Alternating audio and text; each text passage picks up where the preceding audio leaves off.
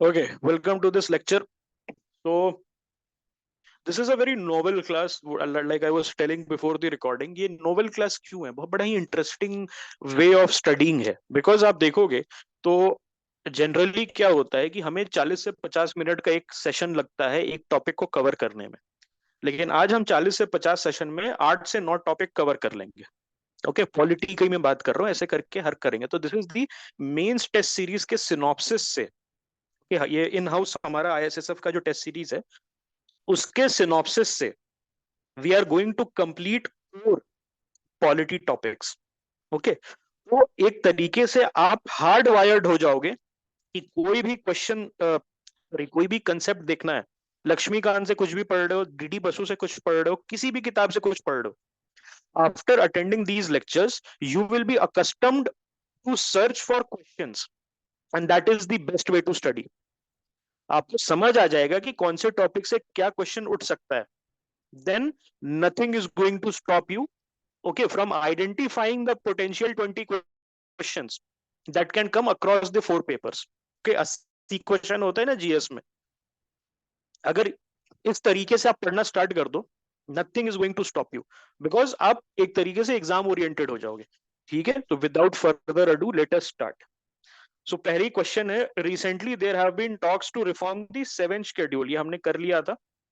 तो रिफॉर्म मैंने क्या बताया था, रिफॉर्म कब होता है, जब प्रॉब्लम ऑलरेडी होती है.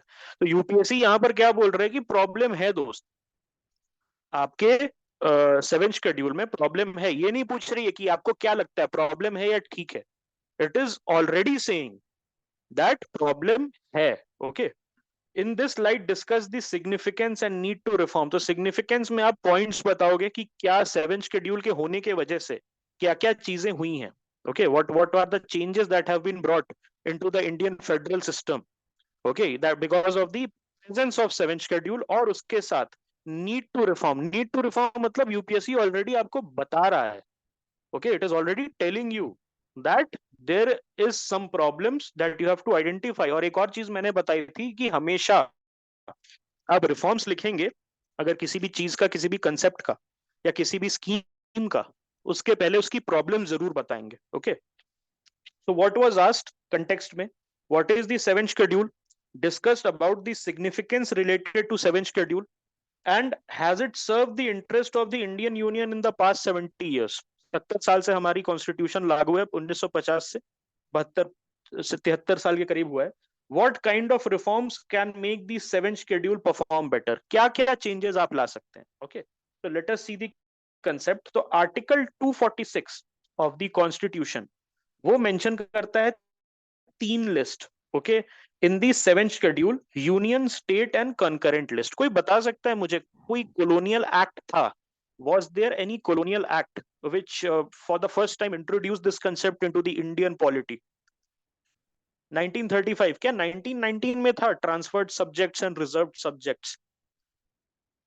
1919 की मैं बात कर रहा हूँ, मोन्टेग्यू चेम्सफोर्ड रिफॉर्म्स की बात कर रहा हूँ. सोच के बताओ, 1919 में था रिजर्व्ड, रिजर्व्ड एंड ये वाला रिजर्व्ड एंड ट्रांसफर्ड. एक क्वेश्चन भी आया था 2022 के प्रीलिम्स में, इफ यू गाइस रिमेंबर. जो लिस्ट का चक्कर है, क्या वो किसी तरीके से, चलो 1935 तो मैं मानता हूँ, ओके, जीओआई एक्ट 1935 में था, लेकिन क्या 1919 में था. हाँ, डायरकी वाला मैं बात कर रहा हूँ कि, हाँ यस, डायरकी वाला बात कर रहा हूँ, है ना. याद आया पुलिस वाला क्वेश्चन प्री 2022 में, police was kept with the viceroy and local self government and all of them were transferred to this thing, the provinces, if you guys remember.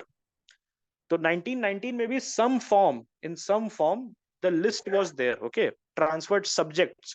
तो अब हम देखते हैं पोस्ट इंडिपेंडेंस. तो आर्टिकल 246 में mentioned, article 246 of the constitution mentions 3 list, union, state और concurrent list. Okay, while the center can make laws on subjects in the union list, state government कहाँ बनाती है, state list पे, और both center and state can make laws on the concurrent list. Okay, अब बताओ significance of the 7th schedule. आपको बताना, यहाँ पर क्वेश्चन का डिमांड है ना, सिग्निफिकेंस. तो सबसे पहले डिवीजन ऑफ रिस्पॉन्सिबिलिटी इंश्योर करता है.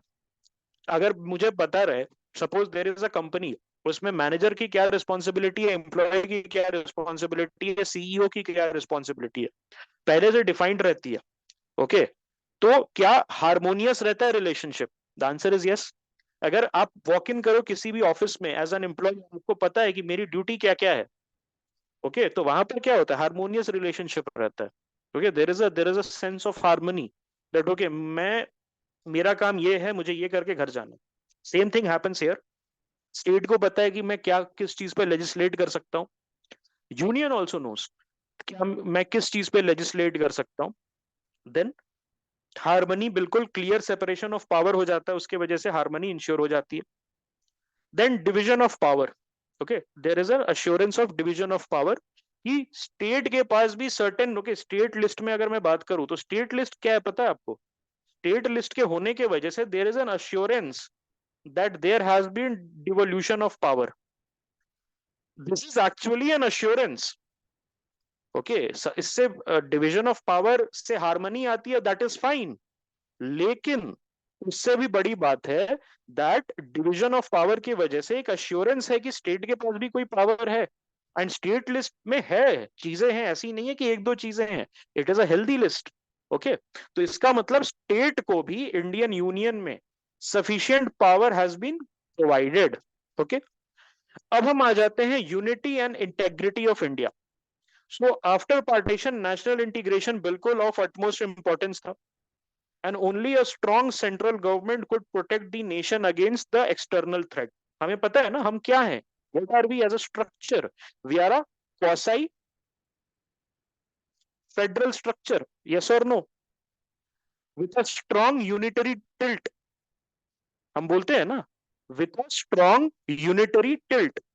तो यूनिटरी टिल्ट क्यों इंपॉर्टेंट था, ये चीज किसने बताई थी? यूनिटरी टिल्ट इंपॉर्टेंट है, बी आर अम्बेडकर जी ने खुद बताई थी। Okay, Jawaharlal Nehru was in favour of this thing. Why? Because we had seen the horror of partition, then autonomy to states। बिल्कुल, यहां पर मैंने आपको इसके पहले ही बता दिया था कि ये अश्योरेंस है डिवोल्यूशन का। This is an assurance of devolution. Okay, is there a need for reforms? बिल्कुल। अब मैंने आपको बताया है यहाँ पर कि ऑलरेडी यूपीएससी बता चुकी है दोस्त कि रिफॉर्म्स की जरूरत है, आप वहां डेलिब्रेट नहीं करेंगे, ये गलती की है बहुत लोगों ने। एक कॉपी मैंने देखी थी, उसमें लिखा हुआ था there is no need, there is very harmony. Okay, और उसने फिर वहीं पर आंसर एंड कर दिया था। जब यूपीएससी बोल रहा है कि what is the need for reform, तो already UPSC is assuming in the question, UPSC is assuming in the question my friend, ठीक है, कि हो रहा है। Okay, there is a need for reforms, कुछ प्रॉब्लम है अंदर।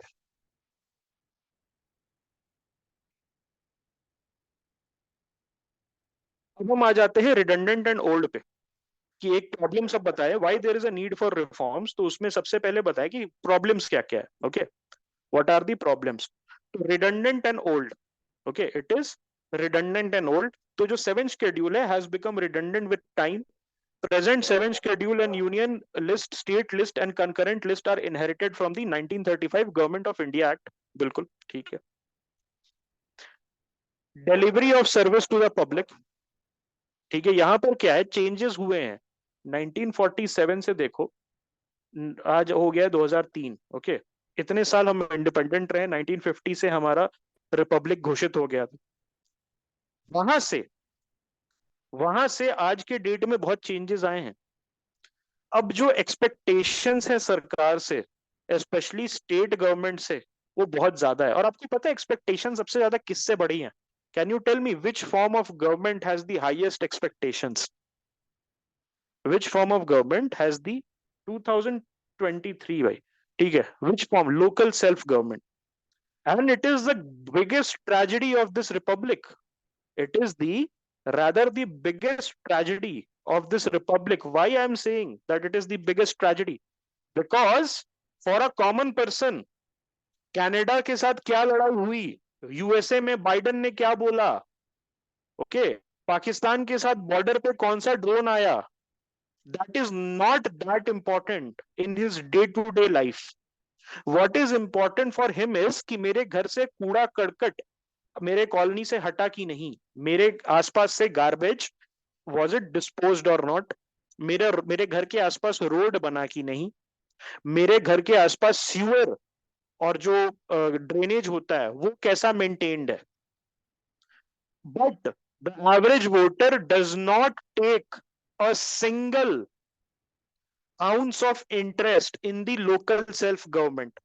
आप जानते हो, जो स्टेट इलेक्शंस होते हैं और जो सेंट्रल इलेक्शंस, जो यूनियन इलेक्शंस होते हैं, या जिनको हम जनरल इलेक्शंस बोलते हैं, उसका 10% भी टर्नआउट नहीं होता है, 5% भी टर्नआउट नहीं होता है किसी किसी स्टेट में. वहां पर कितने पता है मेयर कितने वोट से, 200 300 400 वोट से मेयर बनते हैं लोग.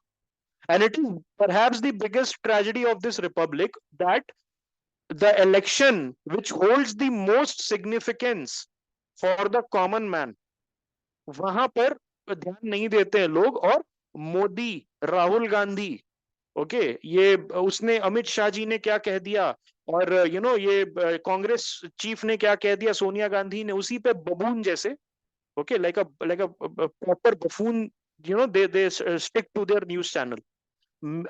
मेयर का नाम नहीं पता है, who is the mayor, who is the ward पार्षद, जो इंश्योर कराएगा जब तुम निकलोगे बाइक लेके और पॉटहोल बड़ा सा रहेगा, उसमें तुम्हारी बाइक गिर गई, तुम्हारी डेथ हो गई.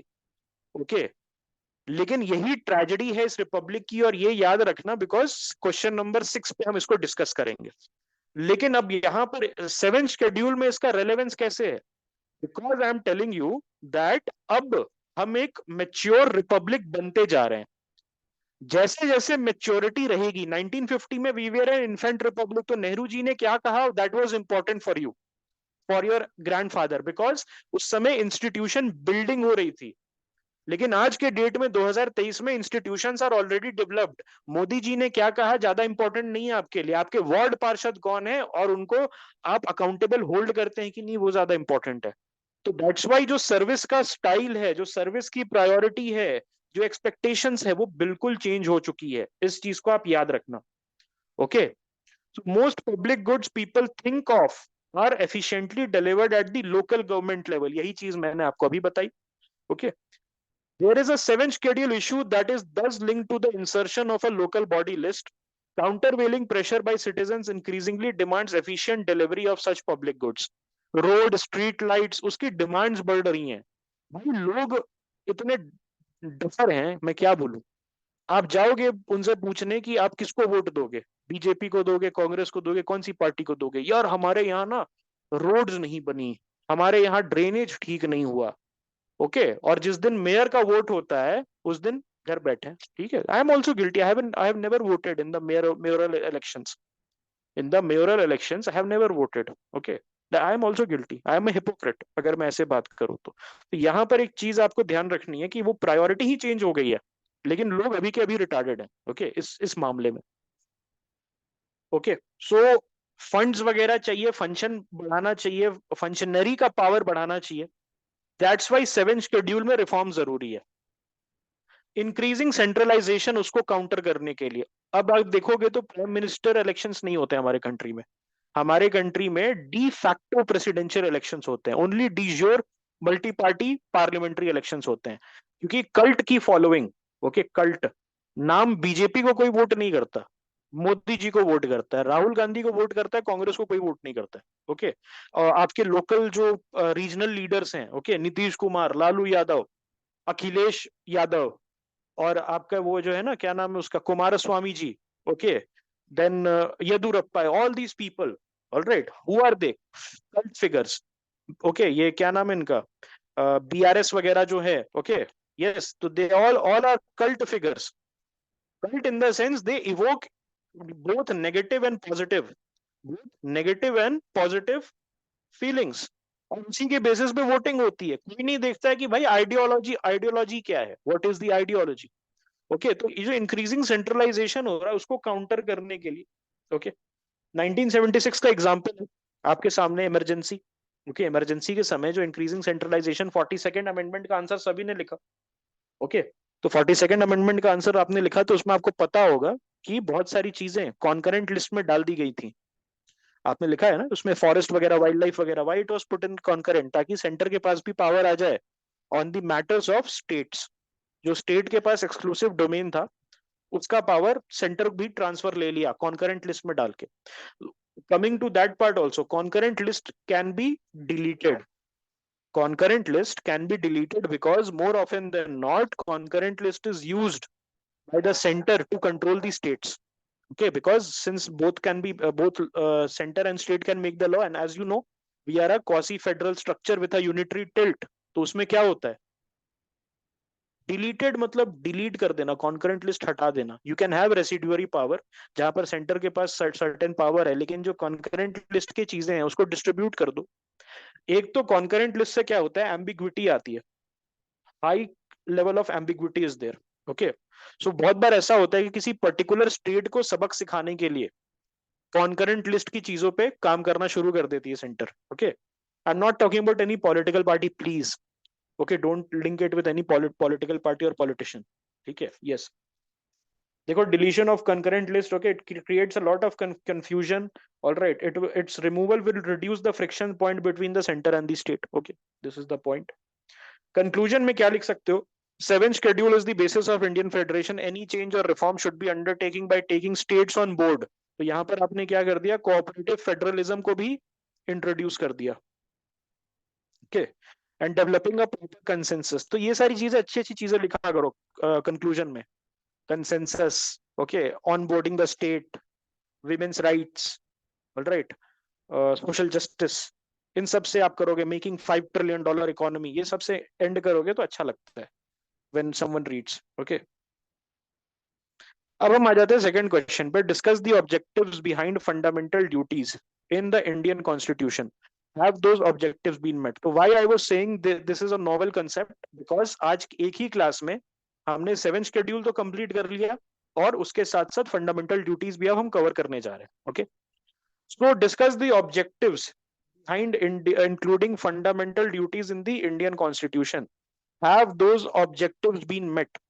तो यहाँ पूछ क्या रहा है? सबसे पहले तो सिंपल आपको लिखना था, स्ट्रेट फॉरवर्ड, ऑब्जेक्टिव्स क्या क्या थे बिहाइंड इंक्लूडिंग फंडामेंटल ड्यूटीज. यहाँ पर गलती क्या क्या की आप लोगों ने? Some guys I have read the papers कि फंडामेंटल ड्यूटीज में क्या क्या वो था, फंडामेंटल ड्यूटीज में क्या क्या प्रोविजन है. भाई वो पूछा ही नहीं है, वो आप लिख सकते थे स्पेस बचे तो. पहले बताओ मुझे इसको इंक्लूड करने के पीछे रीजन क्या था.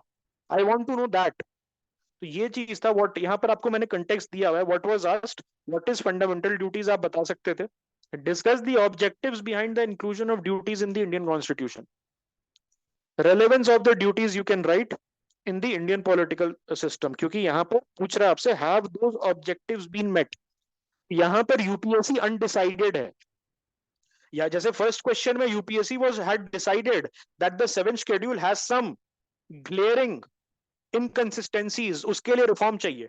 लेकिन यहां पर क्या है कि आपका ओपिनियन मांग रहा है. यूपीएससी को नहीं पता है कि फंडामेंटल ड्यूटीज का जो ऑब्जेक्टिव्स है वो मिट हुआ है कि नहीं. तो यहां पर जब भी आपसे यूपीएससी आपका अपना ओपिनियन बोले, दैट मेरा आप अपना ओपिनियन दें, तो what you are going to do, you are going to give a balanced view. Okay, मैंने किसको बताया था 70-30 वाला फॉर्मूला? देखो 70-30 वाला फॉर्मूला मैं बताता हूँ क्या है बेसिकली. अच्छा, साई को बताया था, साई है नहीं आज, ठीक है. तो व्हाट इज दैट कि सपोज आपसे यूपीएससी आपका एनालिसिस पूछ रही है, it might be positive, it might be negative. Never write fully positive, never write fully negative. अगर सपोज आपसे मैं पूछूं आपका इस पे क्या ओपिनियन है, if it is positive, suppose just for example अगर 10 पॉइंट लिखोगे टोटल आप अपने ओपिनियन में, तो उसमें से 7 पॉइंट आप लिख सकते हो अपना खुद का. उसके बाद लास्ट में 3 पॉइंट लिख सकते हो ऐसे करके, कनेक्टर वर्ड यूज करके, जैसे how ever. Okay, how ever use करके, इस टाइप के वर्ड्स यूज करके आप अपना 3 पॉइंट लिख सकते हो. मान लो आपका नेगेटिव ओपिनियन है समथिंग पे, that it is not working, तो यहाँ पर 7 पॉइंट लिख लो नेगेटिव और however. Then using connector word however, we have seen some development which can be said to be a silver lining, और उसमें ये 3 पॉइंट लिख दो. समझे what I'm saying? यहाँ पर आपको समझ आई what I'm saying? Yes, basically mixed bag. Okay, so for fundamental duties क्या है? Discuss the objectives and the relevance. Okay, relevance मतलब have those objectives been met. ठीक है, हाँ, happy ending रखो. Okay, it's always good. Nobody likes black pilling outside Twitter. Okay, black pilling करते करते मेरे 12,000 फॉलोवर हो गए. Okay, doesn't mean कि यूपीएससी में भी ब्लैक पिलिंग करें. ठीक है.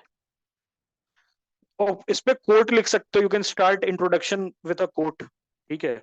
The true source of rights is duty. The true source of rights is duty. If we all discharge our duties, rights will not be far to seek. Mahatma Gandhi. Mahatma Gandhi is a very safe bet. Mahatma Gandhi, B R Ambedkar is a very very safe bet. आप ये लिखोगे, let's make a $5 trillion economy, Narendra Modi. Start कर रहे हो answer, let's make a $5 trillion economy, ऐसे करके लिख रहे हो नरेंद्र दामोदर दास मोदी. ठीक है भाई, वो बैठा हुआ है प्रोफेसर एआईएसए का, लीगल ये दिल्ली यूनिवर्सिटी चीफ, भाई पेपर चेक कर रहा है. ठीक है, फिर तुम्हारा भगवान मालिक है. ओके, फिर तुम्हारा भगवान मालिक है उस पेपर का. No matter how that person, okay, that person thinks that he is very unbiased, तो बायसनेस आ जाएगी. ठीक है, वो बायसनेस आ जाएगी. इसीलिए मैं बोलता हूँ, although the PM, the prime minister is much loved, the prime minister is much loved. ठीक है. All right, don't write even the prime minister, write the according to the government. Government is a safer bet than the prime minister. ठीक है, that is the thing. बदल रहे हैं भाई institution capture में. इनको बहुत समय लगा था इंस्टीट्यूशन कैप्चर, ये 1950 से करके बैठे हैं, उसमें तो समय लगेगा. ठीक है, लेकिन what I am saying is that professors generally are to the left. Professors are to the left, especially humanities subject के professors are to the left of the spectrum. Okay, nothing wrong in that. It's a systematic thing. Okay, systemic thing. It's a systemic thing, not a systematic. Systemic thing है. ठीक है, system ऐसा ही बना हुआ है. ठीक है, ये बात मैं बोल रहा हूँ. तो हमेशा पीएम मोदी मत लिखना, राइट विंग प्राइम मिनिस्टर है. ओके, बहुत कैंडिड बात कर रहा हूँ, खुले में बात कर रहा हूँ, मत लिखना. Okay, although he is I admire him personally, लेकिन मैं आपको बता रहा हूँ, अगर वो बंदा ओके प्रोफेसर है, if you not appreciate that, तो एक एक आधा आधा नंबर काटने लगेगा आपका. Okay, although he might claim that he is unbiased, but subconsciously काटने लगेगा ना, कुछ ना कुछ गलतियां निकालने लगेगा पेपर में. Why to give him that? Okay, and the other end of the spectrum, don't quote marks as well. Okay, marks को कोट कर सकते हो, लेकिन मार्क्स को सिर्फ ऑप्शनल में कोट करना, और मार्क्स को कोट करना कुछ आर्ग्यूमेंट बनाने में. एज अ फैन बॉय मत करना. समझ रहे हो what I am saying? Marks को कोट करना अगर कोई स्पेसिफिक थ्योरी पूछी हुई है जीएस और ऑप्शनल में, लेकिन एज अ फैन बॉय मत करना. ओके, बिकॉज अगर उल्टा दांव पड़ गया, and the professor by some surprise is to the right of the spectrum, फिर वो सबकॉन्शियसली आधा नंबर काटेगा. छोटी छोटी चीजें हैं दोस्त. ओके, ऐसे यूपीएससी का चेकिंग ठीक है, कोई दिक्कत नहीं है, लेकिन छोटी छोटी चीजें हैं that you have to keep in mind. Okay, मैंने आपको स्टार्टिंग में क्या बोला था, 10 से 15 चीजें हैं that you have to keep in mind, और आंसर राइटिंग आप सीख गए. आपसे, आप में से कुछ लोगों को मैंने डेट भी दे दी है कि कौन से दिन से आप मेंस वर्दी हो जाओगे. किसी को मैंने बोल दिया है कि आप एंड ऑफ प्रोग्राम मेंस वर्दी हो जाओगे, किसी को मैंने बोला 15 अक्टूबर को हो जाओगे. ओके, लेकिन सब हो जाओगे. यही छोटी छोटी चीजें ध्यान रख रख के. Okay, so true source of rights is duty बहुत ही पॉपुलर है. तो ये क्या कर सकते हो, whatever topics you are doing from Laxmikanth as per mains, या प्रीवियस ईयर का थीम्स कर रहे हो, उस पर नोट्स बना रहे हो, एक छोटा सा गूगल कर लो ना. छोटा सा गूगल कर लो, एक टैबलेट खोल के बैठो अपने साथ. ओके, और उसमें डाल दो codes related to duties, codes related to DPSP, codes related to preamble. और सबसे जो याद करने लायक है, preamble is to the key, is like the key, heart and soul. Preamble is the key to the constitution. Preamble is this, preamble is that. Okay, इस type से बहुत आसान सा कोई बोल रहा है, उसको लिख लो जो याद हो सके. जैसे ये है, ये तो याद ही हो जाएगा, तो आप ये कर सकते हो. Okay, fundamental duties embody some of the highest ideals preached by our great saints philosopher. तो ये बोल बच्चन कर सकते हो. नो ड्यूटीज, हाँ ये इसलिए कर सकते हो बोल बच्चन, बिकॉज बोल बच्चन एक पार्ट है क्वेश्चन का, ऑब्जेक्टिव, तो वो बोल ही बच्चन है. ठीक है, हमारे फिलोसोफर ने बोला है ड्यूटी करने के लिए, सोशल रिफॉर्मर्स. ऑलराइट, उसमें ये भी लिख सकते हो दोस्त आप, विवेकानंद का है ना, arise awake and stop not till the goal is reached. यही है ना उनका. तो it's a very very famous quote. ठीक है, आप ये कर सकते हो. ठीक है, No duties for the citizens were incorporated in the original constitution at the time of its commencement. Okay, उन्होंने ठीक नहीं समझा. ये सब आप लिख सकते हो कि fundamental were added to the constitution upon the recommendation of Swaran Singh committee. The fundamental duties help to regulate the behavior of the citizens and bring about excellence in all spheres. Okay. And relevance of fundamental duties in Article 51. They serve as a reminder to the citizens. तो यही है. What are the objectives? Objectives का मतलब relevance क्या है? क्यों डाला गया है? डालने के पीछे का रीजन क्या है? That this is the thing. Okay, they serve as a reminder to the citizens that while enjoying their rights, they should also be conscious of duties they owe to their country, society, and fellow citizens. ये लिख सकते हो. They serve as a warning against anti-national and anti-social activities like burning the national flag, destroying public property, and so on. Okay, ये actually आपको याद होगा तो हमने discuss किया था क्लास में. This was given by who? This was given by the Supreme Court itself. Okay, Supreme Court ने खुद कहा था. और इसमें एक और चीज है, composite culture.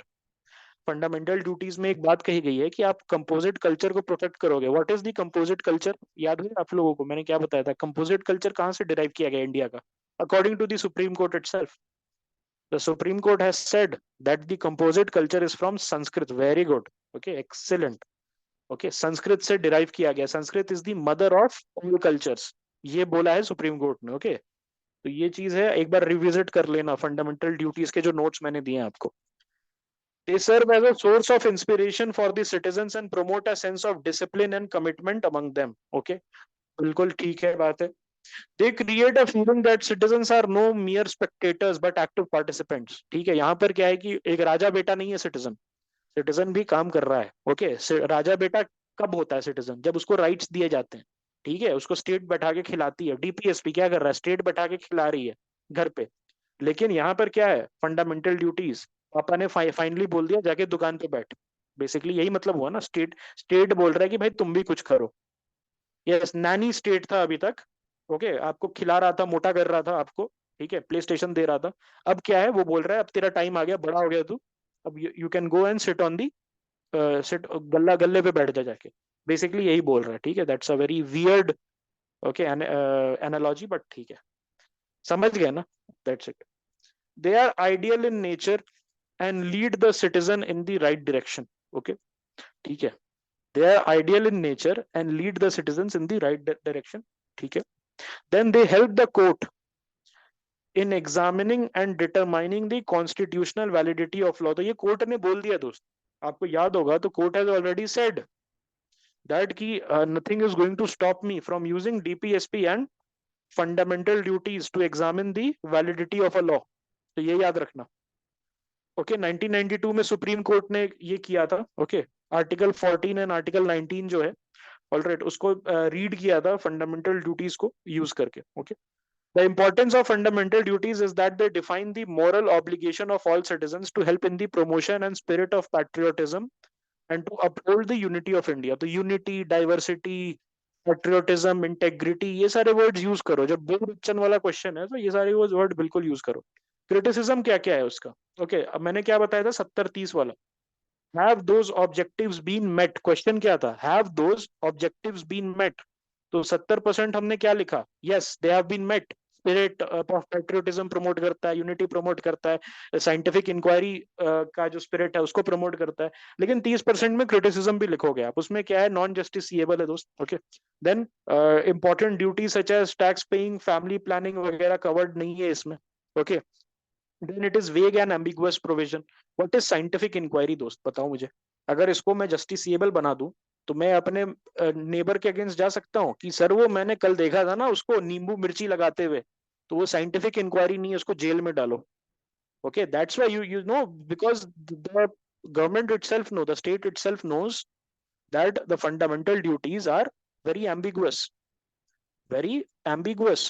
ओके, तो साइंटिफिक इंक्वायरी मतलब क्या होता है? कंपोजिट कल्चर का मतलब, चलो कंपोजिट कल्चर संस्कृत बताइए, बस संस्कृत में भी क्या होता है? Which part of Sanskrit you are saying? Okay, बहुत एम्बिगुअस है. ओके, नेशनल मॉन्यूमेंट को प्रोटेक्ट करना, टू व्हाट एक्सटेंट?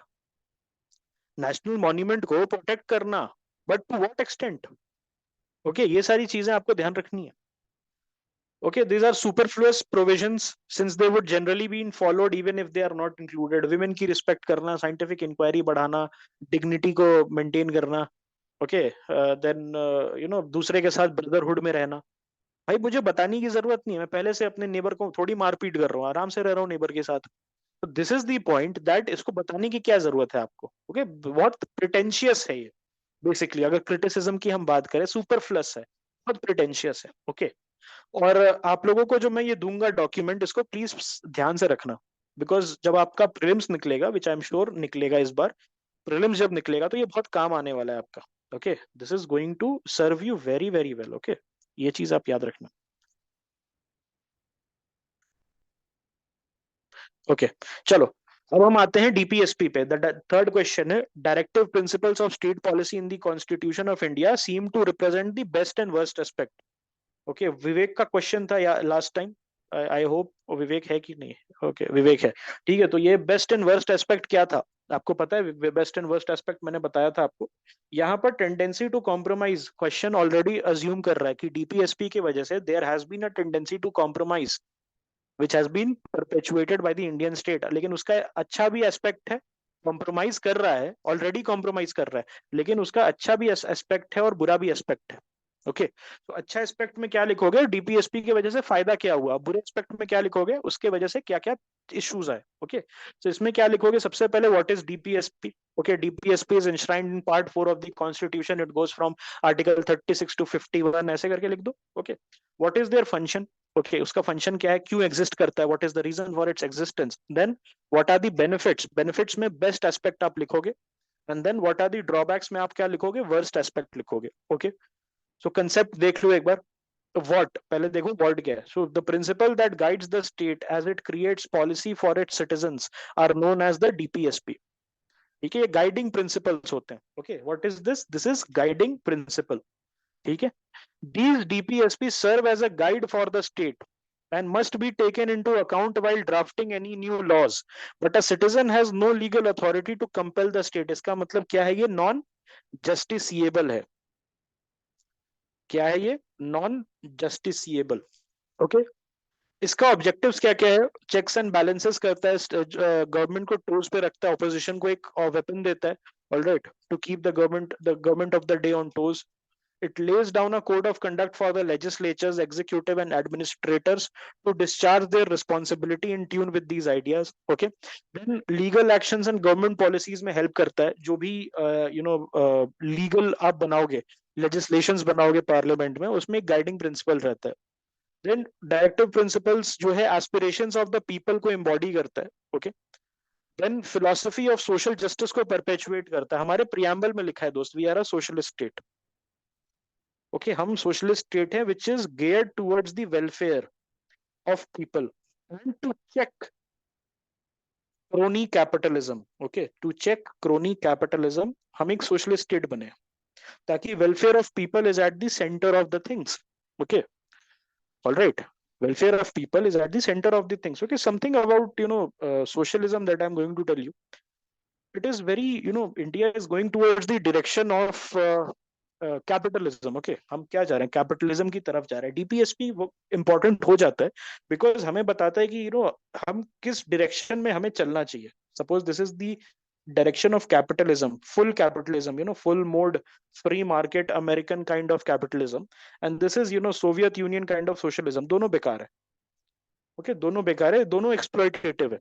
ये कलेक्टिव एक्सप्लॉयटेशन करता है, ये इंडिविजुअल का एक्सप्लॉयटेशन करता है. ओके, देन हमें याद रखना है कि ऑल्दो हमारा जर्नी इस तरफ जा रहा है, कैपिटलिज्म की तरफ जा रहा है, लेकिन डीपीएसपी को ध्यान में रखते हुए हम सीधे लाइन में चले, neither to socialist nor to capitalist. Capitalist हो जाएंगे, पता है क्या होगा दोस्त, जिस दिन हम हम बोलते हैं, ट्विटर पे लोग बोलते हैं या सोशल मीडिया पे क्या बोलते हैं, हमें अमेरिका जैसा फ्री मार्केट कैपिटलिज्म होना चाहिए. ठीक है, let us become free market capitalism. फिर जो तुम्हारी कफ सिरप की बोतल जो है ना, जो आज तुम 20 रुपए में खरीद के लाते हो औषधि केंद्र से, आयुष्मान भारत औषधि केंद्र से 10 रुपए की कफ सिरप की बोतल जो लाते हो, वो 1 लाख रुपए की हो जाएगी. आई एम नॉट किडिंग, 1 लाख रुपए, मजाक में, हाइपोथेटिकल सिनारियो नहीं बना रहा हूँ. This is the cost of pharmaceuticals in the United state. $2,000, $3,000, $4,000 की इंसुलिन की सुई आती है. इंडिया में पता है 600-500 रुपए में आ जाता है. और जन औषधि केंद्र से जाओगे तो इंसुलिन और सस्ते में दे देंगे, 100-150 रुपए में इंसुलिन की सुई मिल जाएगी तुम्हें। $2,000 मतलब 1,60,000 रुपए का एक इंसुलिन की सुई आती है वहां पर। Why? Because free market capitalism, everyone is free to put a price. India में क्या है? Drug is price controlled, compulsory licensing है, all these are socialist principles. लेकिन टोटल सोशलिज्म मतलब क्या होता है? लाइसेंस राज। इसका मतलब क्या हुआ? लाइसेंस राज। वो भी वहां भी नहीं जाना है। इसका मतलब लाइसेंस राज में क्या था? 99% टैक्स रेट। 10 लाख कमाओगे, 9,70,000 रुपए स्टेट लेके जाएगी, 9,80,000। ओके। आपको एक लूना लूना खरीदना है, या चेतक खरीदना है, या वो खरीदना, एम्बेसडर खरीदना है, 1970 में लाइन लगाओ जब बेटी पैदा हो, और 20 साल के बाद मिलेगी जब बेटी का ब्याह हो रहा है। ऐसा भी हुआ है, दैट हैज एक्चुअली हैपेंड। मेरी मम्मी जब बॉर्न हुई थी, तो मेरे ग्रैंड नाना जी, ग्रैंड डैड ने लूना बुक की थी कि उनके जब शादी होगी तो गिफ्ट करूंगा। ये सिचुएशन था। 5 साल लगते थे बीएसएनएल का कनेक्शन में। 5 years it used to take for the BSNL collection। तो यहां भी हमें नहीं जाना है। We don't have to go here also। Okay. Yes, सब पर products at sky high prices, ये भी पॉसिबल। तो दोनों तरफ नहीं जाना। डीपीएसपी हेल्प करता है सीधे चलने में।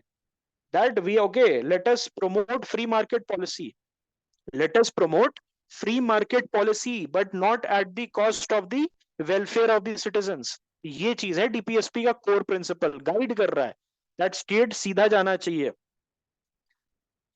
एक पॉलिसी आती है आपकी that okay, we are lowering the corporate tax, but at the same time उसके साथ एक और पॉलिसी आ जाती है कि हम गरीब कल्याण योजना स्टार्ट कर रहे हैं। कोविड में देखा ना पॉलिसी कैसे आ रही है। अगर हम प्रो कैपिटलिस्ट इकोनॉमी बन जाए 100%, it it is going to turn the situation upside down. मैं I'll tell you something, that in the next 20 years either you people are going to be filthy rich, बहुत rich हो गए, yacht पे मजे करोगे अपने, या you people are going to struggle more than your parents। This is a prophecy which I am 100% damn sure that it is going to come true, because although we will become a 10-15 trillion dollar economy, per capita income बढ़ेगा, लेकिन जो rich and poor का gap है ना, तो there is a very good chance you will and up 10 times as rich as all the ancestors combined, but at the same time you can also end up worse than what your father was at your age। Okay, तो मेहनत करते रहो, because times are darker.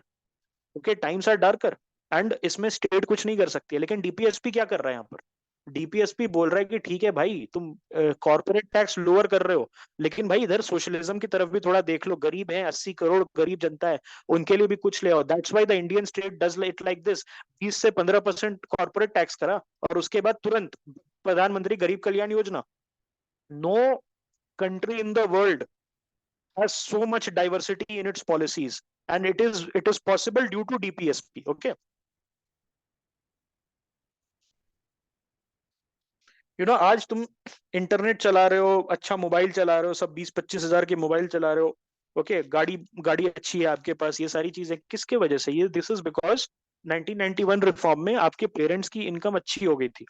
It doesn't mean कि आपकी income भी अच्छी हो गई। Okay, so please keep working hard. They represent the philosophy of social justice incorporated in the Constitution of India। They are fundamental in the governance of country। Governance fundamental क्यों है? Because we are a socialist state as espoused in the preamble। Okay, इसका drawbacks क्या है? Now there are some worst aspect. अच्छी अच्छी बातें मैंने इतनी सारी आपको बताई, अब इसका वर्स्ट एस्पेक्ट क्या है? रिएक्शनरी इन नेचर है। ओके, इसमें क्या इशू है कि कुछ देखो, सबसे पहले तो वेग है, और जो जिस ऑर्डर में है that is also not very clear, क्योंकि कुछ स्पेसिफिक पॉलिसीज है, ठीक है, बट कुछ बहुत वेग पॉलिसीज है। स्पेसिफिक पॉलिसीज को पहले देना था, वेग पॉलिसीज को बाद में देना था, या वेग पॉलिसीज को पहले दे देते, स्पेसिफिक पॉलिसीज को बाद में दे देते। ऑर्डर की बात कर रहा हूँ। But what they have done कि एक स्पेसिफिक पॉलिसी, उसके बाद एक वेग पॉलिसी, स्पेसिफिक वेग ऐसे करते करते, and this has cost tremendous confusion in the minds of the bureaucrats and the policy makers। ये करना क्या है यार? What do you want? Okay, what is the thing? Government can use them to as a tool to interpret laws to gain the support of public। Article 44 UCC में यही हुआ है। Okay, UCC में क्या हुआ है कि the government is pushing for UCC despite there are some dangers of UCC. लेकिन गवर्नमेंट पुश कर रही है सेइंग भाई ये तो बाबा साहब के कॉन्स्टिट्यूशन में लिखा हुआ है, आर्टिकल 44। ओके, तो ये चीज आपको ध्यान रखनी है। Along with this, the process of enumeration of these principles need unnecessary binding of the present policies with the past. So break off नहीं हो सकता है। बड़ी इंटरेस्टिंग बात बता रहा हूं आपको, ब्रेक ऑफ पॉसिबल नहीं है। अगर हम डीपीएसपी को फॉलो करेंगे तो सरकार फुल कैपिटलिस्ट मोड में भी नहीं जा सकती है और फुल सोशलिस्ट मोड में भी नहीं जा सकती है। This is both a drawback and a good thing. Drawback क्यों है? बिकॉज सपोज हमें लेबर लॉज लाने हैं, हम चाहते हैं, सपोज एक एग्जांपल के तौर पे मैं आपको दूं कि सप्लाई चेन डीकपलिंग जानते हो? सप्लाई चेन डीकपलिंग जो हो रहा था चाइना के साथ, हमारे साथ क्या प्रॉब्लम हुई? हमने अज्यूम कर लिया दैट चाइना से कंपनीज निकलेगी, चाइना से कंपनीज निकलेगी तो इंडिया आएगी। हमने जिंदगी में कभी नहीं सोचा था, the Indian government in its whole existence would not have thought like this कि वियतनाम भी जा सकती है, बांग्लादेश भी जा सकती है, श्रीलंका भी जा सकती है और कंबोडिया भी जा सकती है। हमने क्या किया? हमने there was not a clean transition. इसके पीछे का रीजन क्या है? That Indian government could not seize the day with sweeping changes in 3 LCM। What is 3 LCM? 3L, land labor laws, C is capital and M is machine। Indian government को 3 LCM में, which is short form for land labour and what detail, अरे यार अपना ही भूल गया फॉर्मूला। Laws laws laws, हाँ, land labour laws, okay, capital and machine, इसमें उनको करना था। Okay, this is a formula that I use for GS3 answer. अगर इंडस्ट्री का कोई आंसर क्वेश्चन आता है तो मैं 3 LCM लगा के कोई भी आंसर लिख सकता हूँ। एयरपोर्ट रिफॉर्म्स लिख सकता हूँ मैं, मशीनरी रिफॉर्म्स लिख सकता हूँ मैं, कोई भी इंडस्ट्री का रिफॉर्म लिख सकता हूँ। ओके, सो 3 LCM में इंडियन गवर्नमेंट को that is land labour law, capital and machinery, इसमें रिफॉर्म्स करने थे। उसने किया नहीं। Why? Because they can not break from the past. किसान लोग सिंघू बॉर्डर पे आ जाते, ओके, लेबर लोग जैसे मारुति में आग लगा दिया था मैनेजर को, उस तरीके से आग लगा देते। Why it is that? Because हमने सोशलिज्म के नाम पे अपने जो लोग हैं उनको इतना कंफर्टेबल पोजीशन, एक इनर्शिया में डाल दिया है that it is very difficult to tell them कि कल से भाई लेबर लॉज तुम यूनियन नहीं बना सकते हो। and the CCP, the communist, जो CCV, communist party of CCP, या कम्युनिस्ट पार्टी ऑफ वियतनाम, जो भी है, CPV, ओके, यस, CPV जो है कम्युनिस्ट पार्टी ऑफ वियतनाम, उसने तुरंत बोल दिया ठीक है आ जाओ, we will do the changes. Why? Because single party state है, देर इज नो डिसेंट। अगर कोई डिसेंट करेगा तो खत्म। ओके, तो वहां पर क्या किया वियतनाम ने? तुरंत चेंज कर दिया, आओ आओ जी, चाइना से आप निकल रहे हो, ठीक है। इंडिया में मार्केट था तो हम बच गए, थोड़ा बहुत आ गया हमारे पास भी, बिकॉज मार्केट है, रेडीमेड मार्केट है। एप्पल को पता है कि आईफोन अगर इंडिया में बनाएगा तो आईफोन बिकेगा भी इंडिया में। बट वियतनाम में भी बहुत सारी कंपनीज गई। वाई? बिकॉज वियतनाम में आपने देखा होगा कि वहां के लॉज बड़े अच्छे हैं, they are very very proactive. छोटी सी कंट्री है इसलिए सुपर पावर नहीं बन सकती, लेकिन अगर थोड़ा भी साइज उनका बड़ा होता, पॉपुलेशन पूल थोड़ा भी लार्ज होता, तो they could have become a super power. Okay, that's how good they are. हमने क्या किया भाई? इनर्शिया था, सोशलिज्म का एक कीड़ा था हमारे अंदर। हम एक क्लीन जर्क होता है ना, क्लीन एक कट, वो नहीं मार पाए। बिकॉज हमारा लॉस जो है वो रिफॉर्म्स कहाँ होता है? हमारा जो रिफॉर्म्स होता है वो पीस मील होता है, मतलब छोटे छोटे पैकेट्स में आता है। मोदी जी रात को 8 बजे आके नहीं बोल सकते कि मित्रों कल से लेबर लॉस सारे चेंज हो गए, लेबर कोड हमने पूरा चेंज कर दिया। ओके, ठीक है, ये नहीं हो सकता है। ये सेंट्रल लेवल पे थोड़ा बहुत हो जाता है, स्टेट लेवल पे तो बिल्कुल भी नहीं होता है। State is stuck in the 1990s।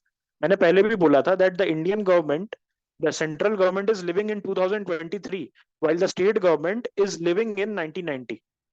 State का जो एडमिनिस्ट्रेशन या गवर्नेंस का जो स्टैंडर्ड्स है वो अभी भी 1990s या 1980s का है।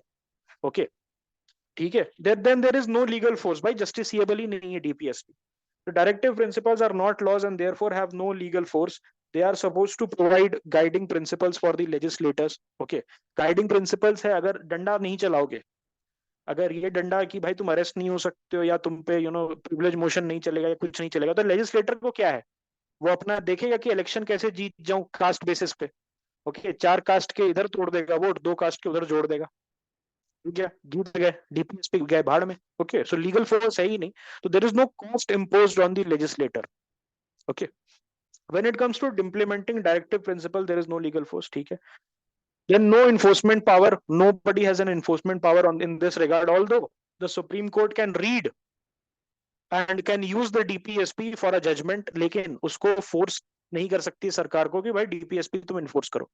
Then it is illogically arrange, मैंने बताया था कोई लॉजिक ही नहीं है, कोई कुछ वेग है कुछ स्पेसिफिक है, या तो वेग को एक पूल में करते आप, इसको एस्पायर कर सकते थे, ऐसे ऐसे हो सकता था, ध्यान ध्यान ध्यान से देखो, 2 पार्ट में डिवाइड हो सकता था, ए पार्ट और बी पार्ट में। ए पार्ट में वेग वाले प्रोविजन आ जाते हैं, तो यहाँ पर बोल सकते थे कि भाई ये एस्पायर करते हैं, और यहाँ पर बी में स्पेसिफिक, जो कि हमें करना ही करना है एज सून एज पॉसिबल, लेकिन किया क्या हमने, एक वेग एक स्पेसिफिक करके लेजिस्लेटर भी कंफ्यूज्ड और जो पढ़ने वाला सिटीजन है वो भी कंफ्यूज्ड कि भाई कहना क्या चाहते हो। ओके, सो इसको लॉजिकली अरेंज करने कर सकते हैं हम। Okay, this is the worst aspect, ठीक है। then constitutional conflict between center and state perpetuate करता है, the state has no control over its policies, laws and other essential and fundamental state items। अब जैसे participation of workers in the management of industry, भाई state कहां तक जाएगा, what is the scope that the state can go, that is not defined. UCC, इसमें state क्या करेगा, uniform civil code है, तो इसमें स्टेट के पास क्या पावर है, आप ये बताओ ना। स्टेट भी उतनी इंपॉर्टेंट है ना गवर्नेंस के लिए, state is also that much important, right. State is also that much important, but यहाँ हो क्या रहा है, कुछ नहीं हो रहा है, स्टेट के पास पावर ही नहीं है कुछ करने का, ठीक है। Okay, then there is lack of clarity. Okay, difficult to interpret because of their vagueness, ठीक है, very vague and open. Okay, it is difficult to ascertain what problem they should address. ये सारी प्रॉब्लम है। देखो एक चीज बताता हूँ आपको, दिस इज समथिंग, अगर आपने कभी भी किसी भी कोचिंग का, why it is different, why the test series that we are following and why the coaching wala test series is different, I'll tell you. The thing is that जो check होता है कॉपी मेंस टेस्ट सीरीज का, वहां भी synopsis आपको मिलता है, लेकिन सिनॉप्सिस के पॉइंट्स टैली की जाती है, सिनॉप्सिस के पॉइंट्स एक्चुअली आपके कॉपी से टैली की जाती है, अगर आपने ऐसा कुछ लिखा है which is correct, which is contextually correct, ठीक है, लेकिन वो सिनॉप्सिस में नहीं है, तो जो इवेल्युएटर है, who is also a aspirant like you and me, वो तुरंत काट देता है। And one question that you also ask in these coaching वाला mains test series is that आपने सारे पॉइंट्स लिखे, आपका पन्ना भर गया, 2 पन्ना लिखा, 3 पन्ना लिखा, पन्ना भर गया, फिर भी कमेंट में क्या लिख रहा है, ये राइट करो, 4 पॉइंट आपको 5 पॉइंट दे दिया, and you are asking yourself भाई जगह कहाँ है, सारे रेलेवेंट पॉइंट मैंने लिख दिए, आप बोल रहे हो ये 5 पॉइंट और अकोमोडेट करने के लिए, वाई, बिकॉज तुम्हारे पास तो सिनॉप्सिस में दुनिया भर का जगह था, तो तुमने कट एंड पेस्ट करके डाल दिया, how I am suppose to right.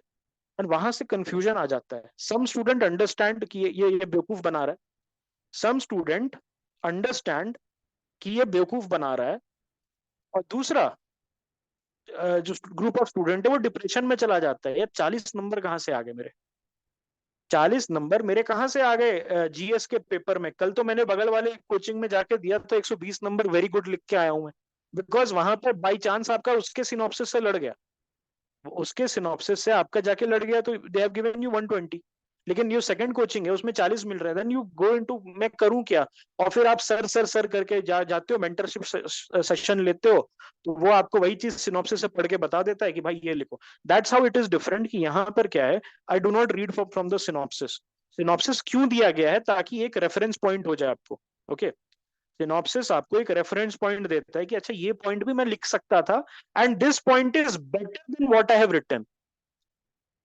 आप असर्टेन करो, okay, you ascertain whether certain point is better which is given in this synopsis। अभी देखो कितना डीपीएसपी पे मैंने 50 पॉइंट यहाँ पर डाले हुए हैं, I have given you 50 points from different sources, तो ये सारे पॉइंट नहीं लिखने आपको, ऐसे प्लीज मत करना टैली करके कि ये मैंने नहीं लिखा तो मेरा गलत है, wait for the evaluated copy, and that evaluated copy will be totally independent from what is given in the synopsis, synopsis is just for your own reference, ठीक है, इतना समझ में आ गया आप लोगों को।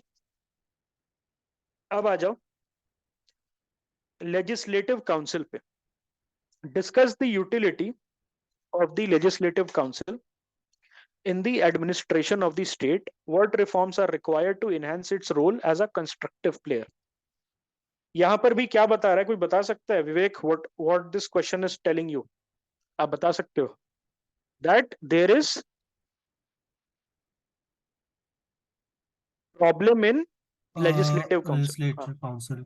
right है ना? Correct, good. और क्या है, और क्या बता रहा है, बता सकते हो आप? और वो प्रॉब्लम्स है and what are the solutions. ठीक है। और यूटिलिटी मतलब यूटिलिटी, उस हाँ सॉरी, यूटिलिटी, सिग्निफिकेंस, है ना? सिग्निफिकेंस और ओरिजिन उसका। राइट, ठीक है, गुड। तो यहाँ पर तीन चीजें आपको करनी है। सबसे पहले तो लेजिस्लेटिव काउंसिल का वो लिख दो, आर्टिकल जो भी है। ऑल राइट, देन यहाँ पर आप यूटिलिटी लिखोगे कि क्या क्या काम कर सकता है, इंटेंडेड क्या क्या काम। वहां पर जाके स्टार्टिंग में ही ब्लैक पिलिंग मत करना, किया करना। अभी जैसे एक मैंने कॉपी पढ़ी थी, तो उसमें क्या क्या यूटिलिटी में ही प्रॉब्लम्स लिखना शुरू कर दिया था। Don't do that. एक कॉपी आती है, आई थिंक योजना की कॉपी आती है, that is why I admire that copy so much is that उसका एकदम स्ट्रक्चर्ड रहता है। ऐसा नहीं है कि उसकी राइटिंग सबसे ब्यूटीफुल है, उससे भी अच्छी अच्छी राइटिंग मैंने देखी है डेली आंसर राइटिंग में, बट उसका इतना अच्छा रहता है स्ट्रक्चर्ड। अब जैसे एक कॉपी मैंने पढ़ा, उसमें यूटिलिटी में ही प्रॉब्लम्स लिख दिया। यूटिलिटी मतलब उसके इंटेंडेड बेनिफिट क्या है। कुछ दवाई खाते हो तो उसके बेनिफिट होते हैं, वहीं पर लिखो कि इससे नौजिया हो सकता है। आप अगर सपोज बेनिफिट ऑफ मेडिसिन, उसके नीचे लिखा हुआ है इससे भाई इससे नौजिया हो सकता है, ये थोड़ी लिखना है। प्रॉब्लम्स में लिखोगे ना नौजिया, तो हर सब हेडिंग में सब हेडिंग वाला ही आपको लिखना। आई थिंक आज मैंने किसी को कॉपी वापस की थी, तो उसमें मैंने लिखा था कि सब हेडिंग कुछ और आपने लिखा है और कंटेंट आपका कुछ और है। So mismatch between the sub heading that you have written and the content that you have given, तो उसके वजह से कंफ्यूजन हो रहा था पेपर देखने में। सो ये मत करना। तो यूटिलिटी में यूटिलिटी लिखो, that is the intended benefit why the legislative council is in existence, no matter if that utility is being served और नॉट। वो नेक्स्ट पार्ट में लिखना है आपको। तो सबसे पहले यूटिलिटी लिखना, उसके बाद रिफॉर्म्स। रिफॉर्म्स मतलब उसके पहले प्रॉब्लम्स लिखोगे आप, 4 पॉइंट 5 पॉइंट कि क्या क्या प्रॉब्लम्स है। Okay, it is used as a retirement home for erstwhile politicians, it is used as a as a stepney. बोलते हैं ना, राज्यसभा को भी स्टेपनी बोला गया था इन अ स्कूटर, उसी तरीके से ये भी स्टेपनी की तरह काम करता है। सपोर्टिंग स्ट्रक्चर है इसका, जिसका कोई यूज नहीं है, यूजलेस स्टेपनी की तरह। ठीक है, तो ये कंटेक्स्ट हो गया। ठीक है, it is a deliberative body with limited legislative authority. Legislative council क्या है? एक डेलिबरेटिव बॉडी है with limited legislative authority. It is a permanent group of people that participates in the enactment of state laws. Okay, state के जो laws होते हैं उसमें participate करते हैं। Members of state legislature make up this upper house of India's bicameral legislature. तो किसी किसी स्टेट में होते हैं, हर स्टेट में bicameral legislature is not present. It consists of members who are appointed, members who are chosen by state legislature, and members who are elected by municipal bodies. तो हर state का अलग अलग होता है। तो जैसे बिहार में जाओगे, Bihar is a by cameral legislature. Bihar का जो लेजिस्लेटिव बॉडी है, it's a by cameral legislature. तो वहां पर टीचर्स का भी कोटा होता है। ओके, टीचर्स होते हैं जो जो गवर्नमेंट स्कूल्स के, वो भी इलेक्ट करते हैं। Then eminent persons, they also elect. Okay, उसमें फिर graduates. Okay, graduate students also. Graduates का मतलब क्या है आपको पता है? वाई ग्रेजुएट्स आर देयर, कोई बता सकता है? बिहार में ग्रेजुएट्स जो इलेक्शन होते हैं उसमें ग्रेजुएट्स भी वोट करते हैं, मतलब एक ग्रेजुएट का अलग से। उसके पीछे का रीजनिंग पता है क्या है? The reasoning is very very funny. Funny why? Because yes, after in 1950s, in the 1940s and the 1950s, graduate बहुत रेयर लोग करते थे। बहुत ही कम लोग बीए होते थे, बीए लिखते थे अपने नाम के आगे। ओके, मुजी पेपे बीए एमए, ऐसा होता था। ओके, तो वही प्रथा आज तक चली आ रही है, और आज के डेट में पता है वो फिक्स करने के लिए यूज किया जाता है। बेसिकली कोई पॉलिटिशियन अगर इलेक्ट नहीं हुआ, तो एक दिन पहले, 2 दिन पहले कोई गवर्नमेंट से आपको रिप्रेजेंटेटिव आपके घर आता है और आपको बोलता है कि कल तुम्हें वोट करना है, और ये लो 500 रुपए, और ये जो भी है फिक्स हो जाता है, and then they go and vote. Okay, so that is the thing. Okay, that is the thing. आज के डेट में तो कुकुर मुत्ते जैसा ग्रेजुएट्स फ्लरिश हो रहे हैं। All of them are graduates. आजकल तो सफाई कर्मचारी में भी पीएचडी वाले आते हैं। That is the thing. Okay भाई, बहुत होता है 500 रुपए गांव में, बहुत होता है गांव टियर 4 सिटीज में बहुत होता है। सो कौन कौन से प्रोविजंस है? Article 168, states can have either one or two houses of legislature. Okay. Article 169 leaves this choice to the individual state. तो state के ऊपर whether they want bicameral legislature or a unicameral legislature. Okay. Then Article 169 also provides for the abolition or creation. ठीक है, और power of abolition or creation of legislative council lies with the parliament only. To set up the council, the Legislative Assembly of State must pass a resolution by a majority of total membership and not less than 2/3 of the members of assembly present and voting. Okay, तो क्या करना होता है? Parliament को request करना होता है through a resolution in the state legislative assembly. जो एमएलएज होते हैं, नॉट द एमएलसीज, जो एमएलएज होते हैं उनका 2/3 स्ट्रेंथ जो है, okay, of the total membership वो देता है, एक रेजोल्यूशन पास करता है और वो रेजोल्यूशन जाता है पार्लियामेंट के पास, और वहां पर पार्लियामेंट में सिंपल मेजोरिटी से क्रिएशन या अबॉलिशन हो जाता है। However, a resolution passed by legislative assembly for creation or abolition is not binding on the parliament. So it is merely a request. यह है क्या? ये merely request है। अगर आपने कोई रेजोल्यूशन पास कर दिया तो the parliament is not bound, it is not bound. Okay, it is only a request. ठीक है। Limitation on power. A permanent group of people that participates in the enactment of laws, members of state legislature make up this upper house. तो बहुत ही एक limited legislative authority होती है, and it is less than the Rajya Sabha itself. It is less than the Rajya Sabha itself. Okay. It consists of members who are appointed, members who are chosen by state legislature, and members who are elected by the municipal bodies. Okay, और states वगैरह में दूसरा भी रहता है, जैसे बिहार में मैंने आपको बताया टीचर्स का कोटा होता है, okay, ग्रेजुएट्स का कोटा होता है, उससे भी एमएलसीज चुन के आते हैं।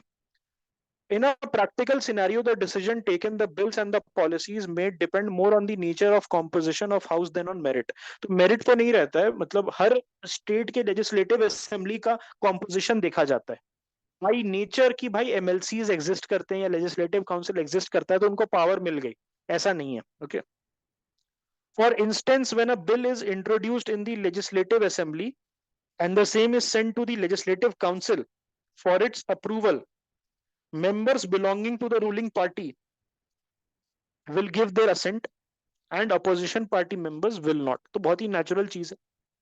The bills are often passed or not passed due to these grounds and not truly on the merits. तो जो प्रॉब्लम राज्यसभा की है दोस्त, बेसिकली राज्यसभा की प्रॉब्लम वही परपेचुएट हो रही है लेजिस्लेटिव काउंसिल में, यस और नो। मेरिट में स्क्रूटनी तो हो नहीं रही है। आपने डिफेक्शन का भी 10th शेड्यूल भी इंक्लूड कर दिया अगर, तो वहां राज्यसभा में भी विप वाला विप जो पार्टी विप है उसका बात मानना पड़ेगा आपको। तो यहाँ पर पॉलिटिकल इंडिपेंडेंस क्या कहाँ हुआ? आप देखोगे यूएसए में कभी कभार ऐसा भी होता है दैट कोई डेमोक्रेट जो, ठीक है भाई मैं भेज दूंगा, okay, you take care please. Okay, अगर यूएसए में आपने देखा कि कोई डेमोक्रेट पास्ट बिल है, उस पे रिपब्लिकन पार्टी के 2-3 लोग राजी हो गए, या Republican past bill pay Democrat party के 2-3 लोग हैं, and the next day they go about their business like anything. यहां पर क्या है, अगर कोई पार्टी का बंदा डिसेंड करता है तुरंत खबर आ जाती है कि 12 बजे बीजेपी पार्टी या कांग्रेस पार्टी को ज्वाइन करने वाले। वहां पर डिसेंट हो जाता है, कोई कुछ नहीं बोलता है, नोबडी सेज, नोबडी गाली गलौज कोई कुछ नहीं करता, very civil. Okay, mister XYZ senator from this state has not backed this bill. All right, we would have liked, but it's fine, it is his own prerogative. ऐसा वैसा होता है वहां पर। और यहाँ पर क्या होता है कि तुरंत पार्टी से निष्कासित कर दिए 6 साल के लिए, डिसिप्लिनरी एक्टिविटी। ऑल राइट, तो ये सारी चीजें पता है हम कहाँ डिस्कस करेंगे? गवर्नेंस में। गवर्नेंस के क्लासेस स्टार्ट होंगे नवंबर में, वहां पर बड़े अच्छे से पॉलिटिकल रिफॉर्म्स और क्रिमिनलाइजेशन ऑफ पॉलिटिक्स एंड इस टाइप की चीजें डिस्कशन होगी। Okay, and if the opposition party forms a majority they will tend to cause unnecessary delays in the passing of the bill. Same जो issues है राज्यसभा में, अभी भी एनडीए की मेजोरिटी नहीं है, ओके, और उसके चलते बहुत प्रॉब्लम होती है, तो उनको क्या करना है, बीजेडी वगैरह, बीजू जनता दल वगैरह जैसी पार्टीज वगैरह हैं, उनका वो लेना पड़ता है।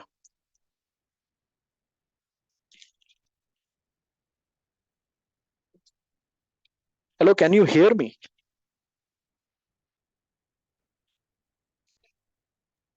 भाई you can see the screen? Okay,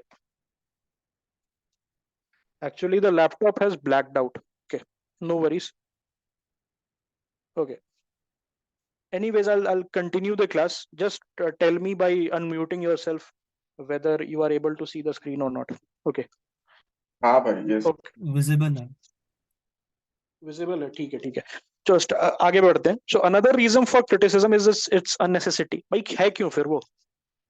what is the reason? Parking lot है, जो पॉलिटिशियंस हैं, यूजलेस पॉलिटिशियंस हैं उनका, basically.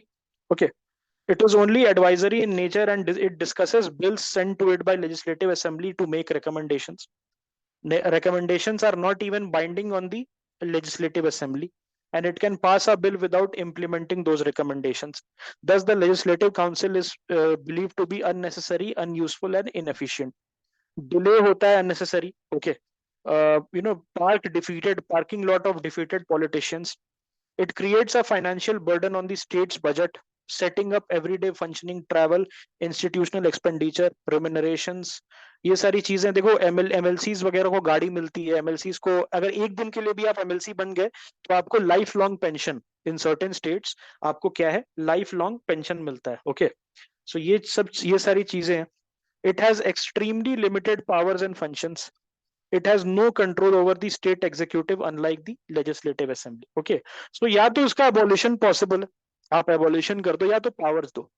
there needs to be a central legislation जिसके थ्रू जो legislative council है उसको power दे रहे हैं, and independent member only. what one reform could be that no political party, जैसे इसमें होता है ना, जो लोअर गवर्नमेंट, सेल्फ गवर्नमेंट के चुनाव होते हैं, उसमें क्या होता है कि कोई भी political party, registered political party के नुमाइंदे नहीं होते हैं। उसी तरीके से एमएलसी वगैरह में क्या कर सकते हो आप, एमएलसी वाले में या legislative council, MLC should be independent. Okay, और वो स्क्रूटिनाइज करें बिल को। ठीक है, this could be one. Okay, so I think that is enough for today. कल हम लोग 5 to 10 कर लेंगे। ओके, जो बाकी के 5-6 क्वेश्चन बाकी है उनको भी कर लेंगे, राइट ऑफ मूवमेंट वगैरह। Okay, there is an issue with the laptop. I'm not able to access it. Anyways,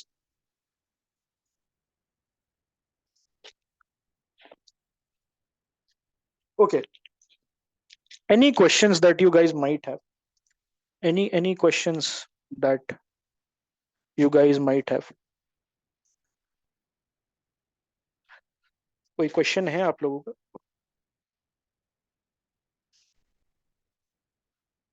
no questions? Okay, so I think that is it. तो कल फिर क्लास होगी आपकी, शाम को क्लास होगी, इसी को कंटिन्यू करेंगे। और परसों टेस्ट है, टेस्ट रिलीज होगा। जो जिनका 12 टेस्ट वाला सब्सक्रिप्शन है उनका फुल लेंथ टेस्ट है, और जिनका 18 और 28 वाला है उनका हाफ लेंथ है। पॉलिटी का ही जो सेकंड पार्ट है आपका सिलेबस का, वो कर लेना। और जिन्होंने भाई टेस्ट, हाँ हाँ, जीएस का क्वेश्चन है, उसका आपका मैसेज नहीं आ रहा आपको शायद से। आप बोलो बोलो। पॉपुलेशन की वजह से, okay, what is that? Population की वजह से, with what context? what is the context? I did not see that.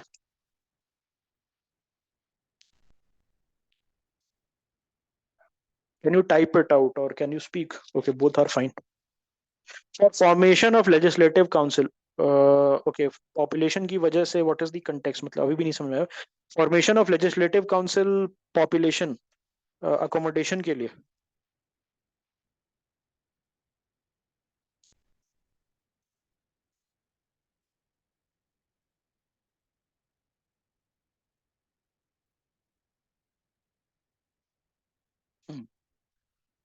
Okay, to give representation नहीं यार, रिप्रेजेंट, देखो राज्यसभा क्या है, Rajya Sabha basically representation to the states, वो समझ आता है। आप एमएलए की सीट्स बढ़ा दो ना। एमएलए एमएलए ज्यादा पावरफुल है, एमएलसीज बेसिकली यूजलेस होते हैं। एमएलसीज क्या होता है, बेसिकली बैकडोर एंट्री की तरह यूज किया जाता है उसको। ओके, अगर आपको कुछ करना है तो मेक एन इंडिपेंडेंट बॉडी जहां पर कोई पॉलिटिशियंस नहीं इलेक्ट होगा, मतलब politician in the sense career politicians के लिए नहीं होगा, and no political party affiliated candidates will be there. Okay, yes. MLCs आज कैसे होता है कि जैसे आपने देखा बंगाल की चीफ मिनिस्टर वो हार गई थी, जो एक सीट से लड़ी थी उन्होंने, शी लॉस्ट द इलेक्शन। उनको क्या करवाया गया, एमएलसी एमएलसी बना दिया गया। ओके, एमएलए उसके बाद बहुत ऐसा होता है, एमएलए आई थिंक एमएलए बनी थी, एमएलसी बनी थी, I am not very sure, but talks था दैट एमएलए बनेंगी। Then I think Nitish Kumar is also an MLC, Bihar के जो, हाँ नंदीग्राम वाला मैं बात कर नहीं, नीतीश कुमार के कंटेक्स्ट में, बिहार के कंटेक्स्ट में Nitish Kumar does not fight elections. कि Nitish Kumar is also an MLC. Okay, so I think that is the utility generally. तो आप ये भी देखोगे कि जो पॉलिटिशियन इलेक्टेबल नहीं है, how can he become the chief minister, ये एक एक क्रिटिसिज्म है। Okay, so any more question, any more question? उसमें नीड टू रिफॉर्म्स पूछ रहा है, तो इशू लिखना होगा ना मेजर? यस, आपको लिखना होगा, बिल्कुल लिखना होगा। नीड फॉर रिफॉर्म मतलब UPSC is UPSC is assuming that there is a problem, उसको प्रॉब्लम को एटलीस्ट आप एक्सप्रेस कर दो, उसके बाद आगे लिखो। ओके, ठीक है। Yes, Uddhav Thackeray was also an MLC. चलो, गुड नाइट भाई। अच्छा, यू कैन लीव, मेरा लैपटॉप नहीं चल रहा है तो I have to like fix it, तो मैं अपने तरफ से एंड नहीं कर सकता, आप लीव कर दो। चलो, बाय बाय।